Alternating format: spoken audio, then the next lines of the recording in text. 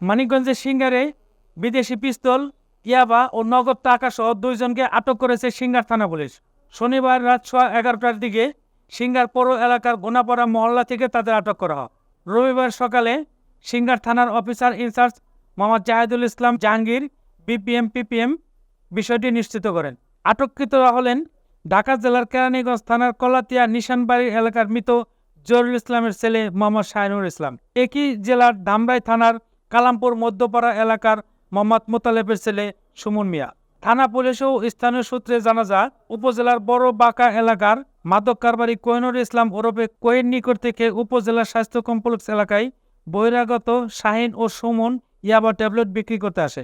বিষয়টি স্থানীয়দের নজরে আসলে তারা থানা পুলিশকে খবর দেয়। খবর পেয়ে সিঙ্গার সার্কেলের সিনিয়র সহকারী পুলিশ সুপার মোহাম্মদ নাজমুল হাসান ও সিঙ্গার থানার ভারপ্রাপ্ত কর্মকর্তা মোহাম্মদ জাহিদুল ইসলাম জাহাঙ্গীর পিপিএম এর নেতৃত্বে পুলিশ উপপরিদর্শক এসআই মোহাম্মদ ফজলুল হক সঙ্গীয় ফোর্স নিয়ে দ্রুত ঘটনাস্থলে পৌঁছে 2 জনকে আটক করে।